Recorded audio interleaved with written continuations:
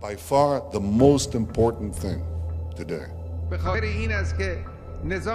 only today, but in a historical perspective, the most important thing is to make sure that a militant regime, a militant Islamic regime or a militant Islamic movement does not get its hands on the weapons of mass destruction.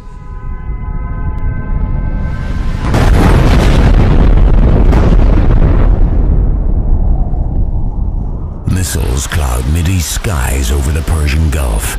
Iran shuts down the Strait of Hormuz. Arab oil is choked off to world markets. Hezbollah and Hamas launch scores of missiles into Israel. Terror cells initiate cycles of violence in America. About 2,600 years ago, the Hebrew prophets Jeremiah and Ezekiel issued parallel end-times prophecies concerning modern-day Iran. Today, the rogue country is becoming a nuclear nation and aggressively advancing its hegemony throughout the greater Middle East. Nuclear Showdown in Iran, revealing the ancient prophecy of Elam, is a non-fiction thriller taking the reader on a journey of discovery through the eyes of the prophets and the minds of today's key national players. But there's a backstory, an even bigger story. It's a spiritual showdown in Iran between Islam and Christianity. Iran is being transformed into a Christian nation in this generation. Iran has the fastest growing evangelical population in the world. Iranians are experiencing miracles, healings, visions, and dreams. And with the help of satellite television, millions of them are coming to Christ. 2 years ago, Iranian government began cracking down on Christianity. But it's not working. Christianity is growing in Iran. Iran is in the Bible prophecy, and many Iranian Christians are excited about what the Bible says about the future of Iran. Please pray for your brothers and sisters in Iran. Pick up your copy of Nuclear Showdown in Iran, revealing the ancient prophecy of Elam.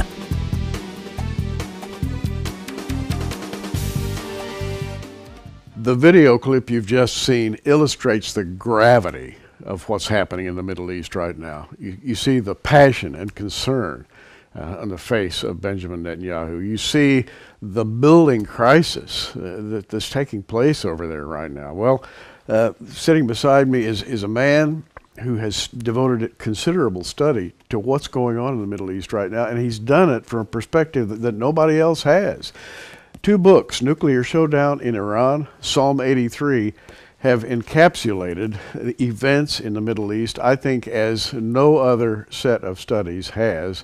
And of course, my guest is author and lecturer Bill Salus. Hi, Bill. Gary, great time to share some important information with your audience. Now, we've got a few minutes here to talk about something that I think is very important. And there is a building crisis in the Middle East. We don't think it's going to be long at all before something really critical happens there. And you've got special insight into developments there. We have various power groups rising. We have the Ayatollahs, we have something called ISIS, we have various tribal groups lifting up their heads, and it's so difficult to know the truth about what's happening.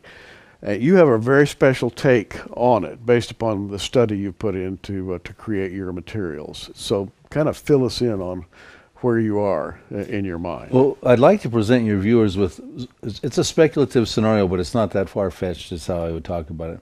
And it's coming from a biblical perspective. The prophecies of Jeremiah 49 in the Nuclear Showdown book and the prophecies of Psalm 83 in the Psalm 83 book, I think they're going to kind of come together. Which one's going to come first, I don't know yet. I'm going to run a scenario by you because I think it's real-time application for your viewers to look at. Now, we're not trying to do any newspaper exegesis and take current events and marry them up with scriptures, and we want to qualify that. But we're going to sit here and talk about something that really could happen in the very near future, very near future. Wow. Okay, now, Israel has to deal with Iran's nuclear program. Benjamin Netanyahu, as you saw in that video, he is concerned. That is the elephant in the room in the Middle East. ISIS is a problem, but Benjamin Netanyahu is continually coming out and saying, you need to be concerned about Iran. He has said even to caution America with their ICBM program, intercontinental ballistic missiles program that they're developing rapidly, and their nuclear program, that by 2015, the east coast of America could technically be struck by Iran with a nuclear weapon. That's a very alarming threat. Israel's concerned because they can already strike Iran with a nuclear weapon with the missile technologies they have. Yeah. So they've been waiting for the midterm elections, November 4th, to come and go and to sway Republican. And we know that happened. Yes. They've been waiting for the nuclear negotiations on November 24th to fall short or come up empty. And they did. Iran has been negotiating their way to a nuclear weapon. Right now, the ingredients are in line for a strike from Israel upon Iran. And I think that might be what Jeremiah's prophecy is dealing with, is a nuclear strike on Iran. Jeremiah chapter 49, verses 34 through 39. Now, if they strike right now, they will get generally more favoritism because the swaying of the Republicans in America, more American support. It doesn't necessarily mean America is going to come alongside and fight against Iran. That would only happen if American interests were severely threatened or something like that. I'm not looking to that, but I'm looking to Israel striking Iran. They were waiting for the nuclear negotiations to conclude. They're going to extend them out a little further, whatever. But now if they did strike Iran, they could say, look, we gave you ample time. We can't sit here and wait around for Iran to get a nuclear weapon while you guys dilly-dally around and try to figure out what you're going to do. Now, if that happens, Iran is going to probably make good on their threats. Hezbollah's got 100,000 missiles to the north of Israel. Israel is already preparing to deal with Hezbollah like they had to deal with Hamas this past summer in 2014. Those missiles flying into Israel, Iran's got a formidable arsenal of missiles that could fly into Israel. Syria and Hamas, although they're mitigated at this point in time for various reasons, they are also proxies of Iran. You would probably see several things happen in response to Iran. They've already said they would do this if they get struck at their nuclear program. And you would see an apocalyptic war coming into Israel at this point in time. Israel's Iron Dome system would not be able to fend that off. They would be lashing out in what I call a prison rules fight. It's a matter of life or death for Israel. And I think you're going to see nuclear weapons enter the theater. Israel's worst kept secret is nuclear weapons. They've got, we think, about 200 of them, which gets very interesting when you talk about Isaiah 17, verse 1, the destruction of Damascus. Yes. It says, Damascus will cease from being a city, it will be a ruinous heap. So I then believe what will happen is you're going to have an all-out war going on, and that is then going to take ISIS. What about ISIS? Okay. Well, right now, President Obama has a coalition put together, pinpricking shots and trying to, missiles coming down on ISIS. And I think once you see that Iran is escalating into some kind of issue, probably a nuclear disaster, some of the members of Obama's coalition are probably going to go over to take care of their own populations. You've got Saudi Arabia, Qatar, Bahrain, and the UAE rather. They will go over there because their countrymen are going to be in serious trouble because of that Bashar nuclear plant over there. It's a nuclear disaster waiting to happen. So we can play this out a little bit more, but I'm really thinking at this point in time, ISIS is going to get a free ride if there's some kind of major conflict going on. You're going to see more splinter terrorist Sunni organizations that are already aligning with ISIS.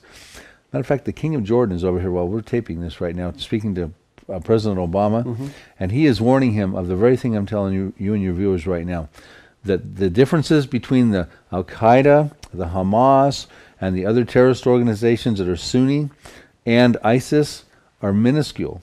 And they see in ISIS right now a opportunity to have that Islamic caliphate, Sunni-led Islamic caliphate. They can taste it, they can feel it, and they'll all have their own personal interests in that. Hamas will want to wipe Israel off the map.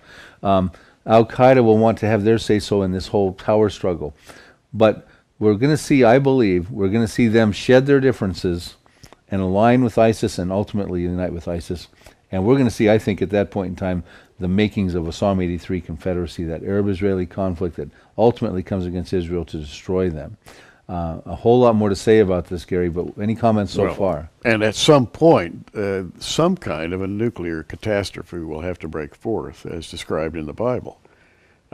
Interestingly, that video clip we ran at the beginning of this update, it talks about God calling out a people for his name right there in Persia. Last place on earth you would expect such a thing to happen. And there's something very, very evocative for me about that. It's as though the Lord is preparing people for something that's just on the horizon. He's preparing people there in Persia. And the fact that he does have people there who are receiving Christ and who are beginning to function as followers of Jesus suggests the time is very, very short. I read that the same way, Gary. I believe that this outpouring of the Spirit with the dreams, the visions, the miracles, the healings that's going on, being connected to the satellite television of some of the ministries going into Iran and Afghanistan, God's taking matters into his own hands here. They don't have the opportunity to go with 10 Bibles on their counter and go to the local church. Those home churches are shut down. Those pastors are in prison. I believe God is in this final hour accomplishing his will, which is to bring so many people into the family of God through Jesus Christ, because we are dealing with the most urgent time ever.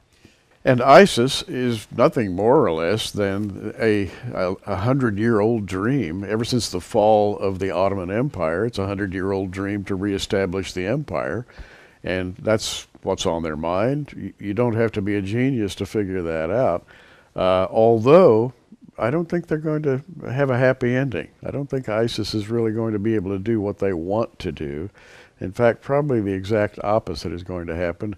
The kingdom of the Lord Jesus Christ is going to be set up instead, and that's going to last for 1,000 years. I think we're close to all of these things beginning to happen in 1, 2, 3, 4, 5 order, Yeah, I agree. And the good news is we do know the end of the story. We do. That Israel will prevail because the God of Israel has made promises to Abraham that go through the Israeli people, and also we are grafted into that same covenant, so our salvation is also through that God, through Jesus Christ. So we know the end of the story.